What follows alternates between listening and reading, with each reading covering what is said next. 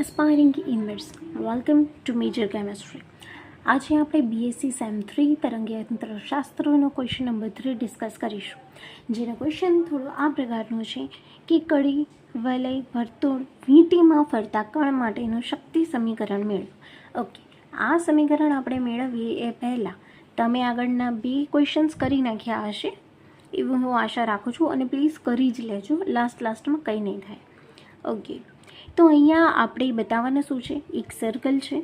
Okay, આ એનો path જે કવર કરે છે ને એ સર્કલના થ્રુ દર્શાવ્યું છે, અને આ શું છે, આપણું કણ છે.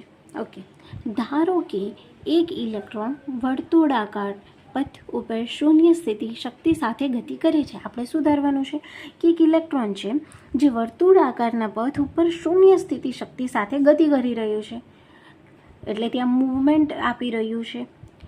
એક મૂળ બિંદુ x = 0 તરીકે પસંદ કરવામાં આવે છે. આપણે અહીંયા જો આ x = 0 એવી રીતે એક પોઈન્ટને કન્સિડર કર્યો છે. એક પોઈન્ટને કન્સિડર કરી અને પછી જ્યાં ઇલેક્ટ્રોનની સંભાવના ψx વિધેય વડે રજૂ કરવામાં આવે છે. અહીંયા ઇલેક્ટ્રોનની સંભાવના છે એને આપણે ψx વડે દર્શાવીએ છીએ.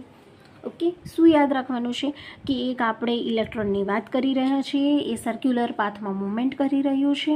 અહીંયા જે મૂળ બિંદુ છે એને આપણે x = 0 તરીકે ધાર્યો છે, અને તેની જે સંભાવના છે એને ψx વિધેય વડે રજૂ કરવામાં આવી છે. આ ઇલેક્ટ્રોન વર્તુળના પરિધ c જેટલી ગતિ કરીને મૂળ જગ્યાએ આવે છે તેને ψx + c વડે દર્શાવાય છે.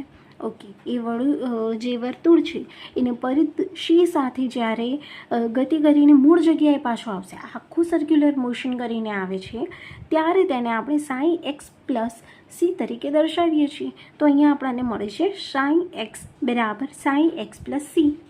મૂવિંગ ફર્ધર, આપણે એક પરમાણુય શ્રોડિંજર સમીકરણને નીચે પ્રમાણે દર્શાવીએ. તો એ સમીકરણ શું છે આપણું? d² dx² + 8π²m/h² in multiplication E.V ψ = 0.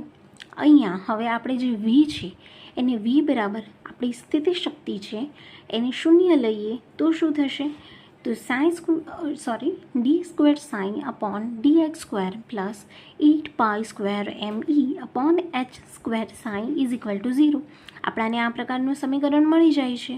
હવે અહીંયા આપણે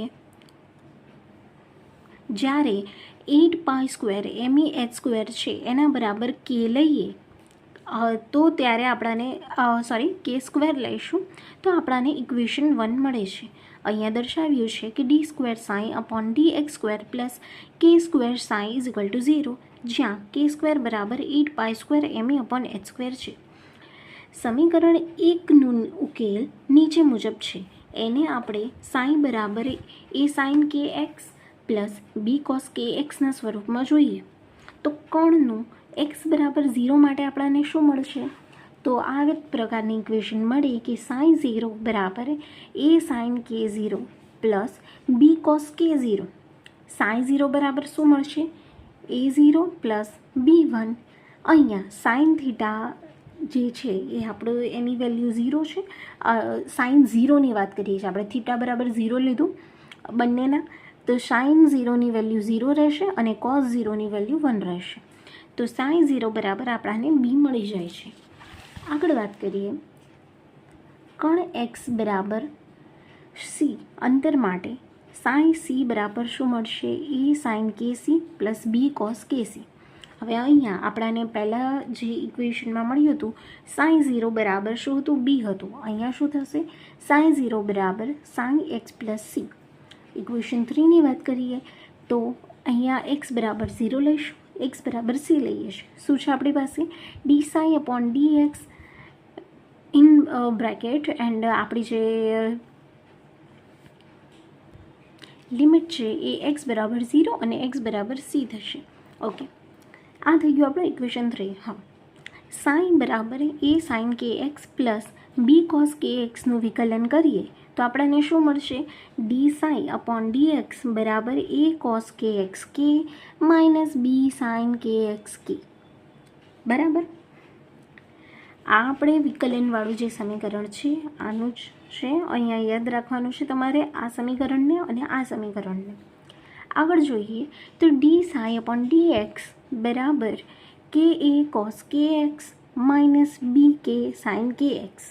હવે એક્સ બરાબર 0 માટે વાત કરીએ તો d psi upon d x, જ્યાં એક્સ ઇઝ ઇક્વલ ટુ 0 લીધું છે આપણે, તો કે એ કોસ કે 0 થઈ જશે અને અહીંયા કે બી સાઇન કે 0 થઈ જશે. હવે કોસ 0 અને સાઇન 0ની વેલ્યુ મૂકીએ એટલે કે એ 1 માઇનસ 0 થશે.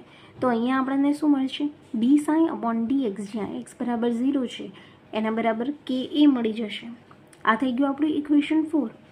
હવે ઇક્વેશન 5ની વાત કરીએ તો એની અંદર આપણે અહીંયા એક્સ બરાબર 0 લીધું હતું, અહીંયા એક્સ બરાબર સી લઈએ છીએ તો આપણાને કે એ કોસ કે C minus b k sine કે સી મળે છે. આ થઈ ગયું આપણું ઇક્વેશન 5.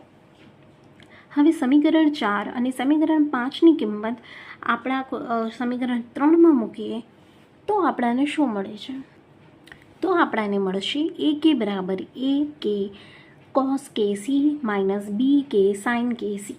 હવે આપણે જાણીએ છીએ કે કે સી બરાબર 2n પાઈ હોય તો કે બરાબર 2n પાઈ અપોન સી થશે. અને કે સ્ક્વેરની વાત કરીએ તો કે સ્ક્વેર બરાબર 4n square pi square c square થશે.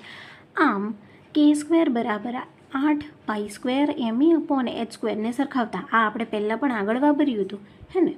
તો એની સાથે જ્યારે આપણે આ ઇક્વેશનને સરખાવીએ છીએ તો બંને વેલ્યુમાંથી જે કોમન છે એ કેન્સલ આઉટ થઈ જશે અને આપણાને મળે છે 2me અપોન એચ સ્ક્વેર બરાબર n square upon c square.